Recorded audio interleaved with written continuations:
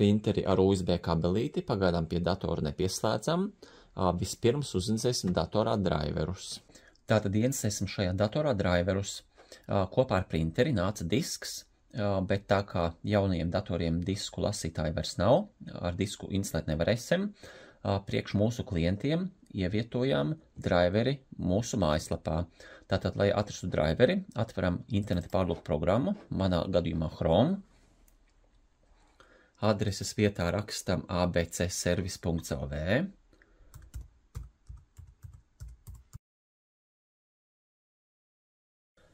Atveras mūsu mājaslapa. Tā kā mēs zinām, ka printeris sauc MG2551S, mēs varam meklētājā šeit ievadīt vienkārši 2551. Tā būs ātrāk. Spiežam Enter. Atverās šāds meklētāja rezultāts. Un šeit redzams mūsu printeris. Spiežam šeit, lai atvērtu printeri. Un šeit viss redzams. Dotā brīdī, video ievietošanas laikā, ir ļoti laba akcijas cena, bet tā kā video stāvēs internetā daudzus gadus, tas printeris noteikti nebūs vairs pieejams par šo cenu, vai arī nebūs pieejams vispār, tāpēc uz cenām pagaidām neskatāmies. Skatāmies uz driveriem. Driveris ir pieejams šajā linkā, zilā krāsā līnijā spiežam ar kreiso pelspogu. Un šeit redzams, ka drivers sāk kopēties. Kopēšanas ātrums atkarīgs no jūsu interneta ātruma. Droši vien šeit patīsim video uz priekšu, lai nav jāskatās viss kopēšanas laiks. Tātad drivers nokopējies, to var redzēt šeit. Spiežam ar kreiso pelspogu. Atvērsies mapīte. Īstenībā tas ir zip arhīvs, bet visi datori māk zip arhīvu atvērt mapītē. Vienkārši es paņemšu ar kreiso pelspogu un izvilkšu šo mapīti uz ekrāna. Tā būs drusku vieglāk. Pagaidīsim, kamēr dati nokopējies. Šeit pātrināsim video, lai jums nav jāgaida. Faili nokopējušies. Aizveram šo ciet. Un nokopētie faili mums uz ekrāna. Atveram mapīti un laižam setup. Divreiz uzklikšķinot ar kreiso pelspogu. Piekrītam.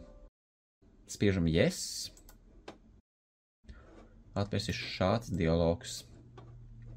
Driveri priekš MG2500 sērijas. Spiežam Next. Šeit varam neko nemainīt. Varam izvēlēties Europe. Next. Next. Un šeit viņš piedāvā uzlincēt dažādas programmas. Tieši šim video es programmas neinstalēšu. Jūs varat instalēt. Man interesē tieši driveri, pats pirmais.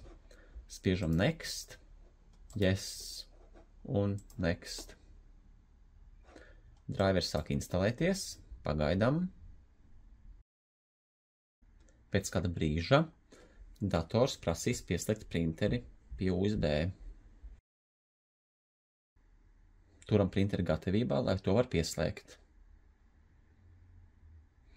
Lūdzu, printer connection. Tagad pie ieslēgta printera pievienojam USB vadu. Spiežu vienkārši Next, Next, Next. Reģistrācijas arī nevēlos, aizvaru visu ciet. Un šajā vietā es spiežu Do not agree, jo es nevēlos reģistrēties. Un Exit. Mans printers ir uzinstalēts. Tātad šo mapīti var izdzēst. Printers ir ieinstalēts. Tagad mēs vēlamies pārbaudīt, kā viss strādā. Tātad, ja jūs esat laimīgais Windows 10 lietotājs, tad jums būs vecais klasiskais kontrol panelis. Man viņš uzlikts jau šeit uz ekrāna. Ja viņš jums nav uz ekrāna, tad var spiest Start un rakstīt kontrol paneli. Un viņš atradīsies, varat atvērt no šejienes. Tātad atveram klasisko kontrol paneli. Windows 11 lietotājiem tieši spiežot šeit View Devices and Printers izstīsies savādāk, bet pamatā opcijas būs atrodamas tās pašas, kas šeit, tikai klasiskajā kontrol panelī drusku ērtāk. Tātad spiežam Devices and Printers un redzam, ka mūsu printers ir šeit uzinstalējies Canon MG2500 sērijas. Varam nospiest ar labo pelspogu, lai izmainītu globālos iestādījumus, vai arī, lai vienkārši izprintētu testa lapu. Izvēlamies Printer Properties. Šeit var nospiest print test page. Izprintēsim testa lapu. Parādās šāds paziņojums. Šis paziņojums parādīsies tikai vienu reizi pēc kārtridžu ievietošanas. Spiežam Start Printing. Un mūsu testa lapa nāk ārā.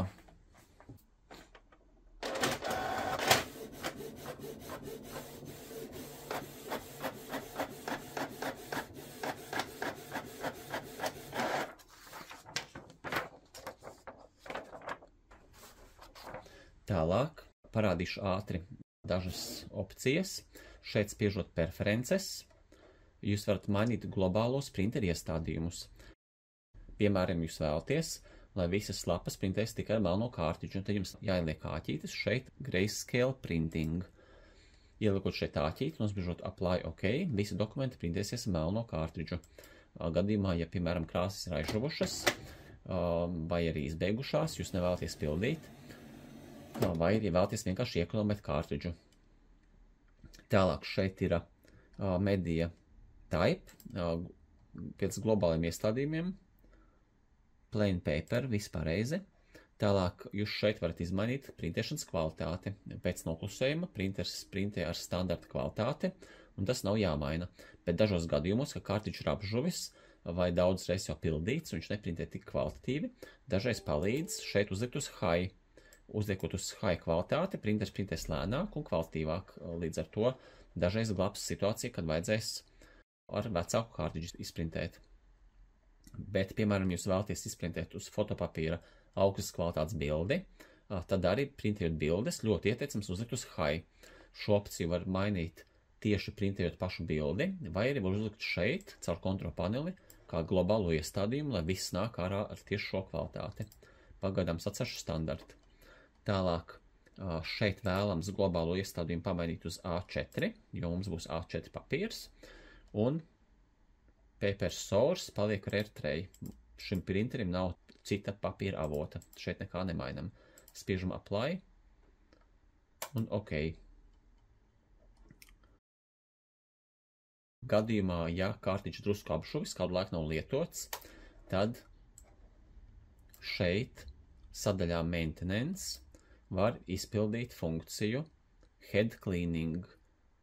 Šeit ir divas opcijas, Cleaning un Deep Cleaning. Spiežot tīrīšanas pogu vai dziļās tīrīšanas pogu šeit, var patīrīt printēšanas galvu un uzlabot printēšanas kvalitāti. Kā arī šeit Ink Cartridge Settings, jūs varat pateikt, lai printers lieto tikai Color Only vai Black Only, krāsaino vai tikai melno kārtridžu. Pēc noklusiem stāv lietot abus kārtridžus. Tālāk parādīšu īsumā par pašu printeri. Tātad printers ļoti ērts un vienkāršs. Jūs varat izveidot kopiju, atveram vāku, ieliekam savu dokumentu, šādi, aizveram. Ja mēs vēlamies melnbalto kopiju, spiežam pirmo pogu. Ja mēs vēlamies krāsaino kopiju, spiežam otro pogu, tur, kur apakšā rakstīts Color. Iznāks jūsu kopija. Tātad, kad kārtridži ir izprintēti, izņemam kārtridžus, liekam iekšā kārbiņā ordinālajā ar skočiņu pāri un šādā veidā nesam uz servisu uzpildīt. Uzpildīt tikai 5 eiro pie mums abcservis.lv. Tātad printēšanas brīdī parādās šādi stabiņi, kuri norāda, cik ir tinte palikusi kārtridžā. Un pēc kārtridža uzpildes šie stabiņi nepapildās un printers nezina, ka kārtridžā ir ielieta tinte. Tāpēc maza pamācība, kā darboties ar uzpildīto kārtridžu. Kā lietot uzpildītos tintas kārtridžus. Tātad es ievietošu printerī uzpildītu kārtridžu. Atvērsim printeri. Kā izņemt kārtridžus jau rādīju. Izņemsim mūsu pilno kārtridžu un ieliksim uzpildīto. Aizveram vāku. Un liksim datoram izprintēt testa lapu. Teorētiski mēs var izprintēt jebkuru lapu, un pasīsimies, kā viņš uzvedīsies, kad ir ievietots uzpildīties kārtridžs. Printers paziņo, kad ir kārtridžs ievietots, spiežam pogu Start Printing, bet tā kā printers nezina, ka kārtridžs ir uzpildīts, parādījās paziņojums. Kārtridži beidzies, mainiet kārtridžu, un printeris neprintē. Un šeit ir tikai viena cancel poga. Ja jūs nospiedīsiet cancel pogu šeit, tad printeris pārtrauks drukāšanu. Bet mēs vēlamies ar šo uzpildīto kārtridžu sākt printēt. Tāpēc, lai printerim pateiktu, vēlos printēt ar šo kārtridžu, neatkarībā no tā, cik viņš domā tur ir tinti iekšā, ir jāspiež un jātur cancel poga 10 sekundes. Tātad te ir printeris, un cancel poga ir šī. Spiežam šo pogu, turam 10 sekundes, pēc pamācības 5 sekundes, bet ilgāk paturēt pa sliktu nenāks. Turam, un paziņojums pazuda, un printeris turpina printēt.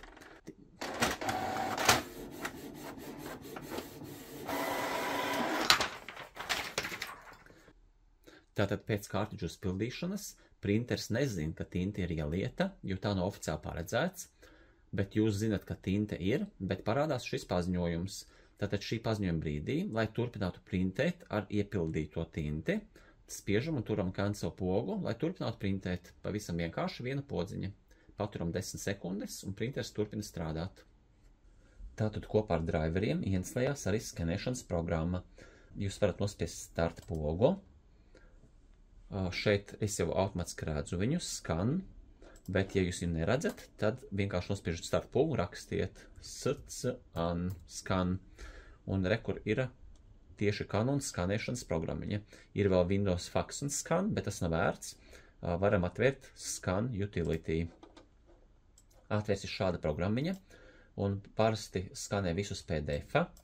Spiežam šeit PDF dokumentu, un skeneris sāk skenēt. Pagaidām.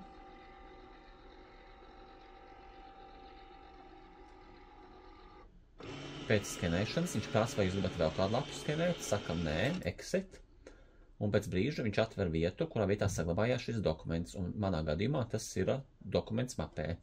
Tātad atveram saglabāto dokumentu un redzam mūsu ieskanēto failu.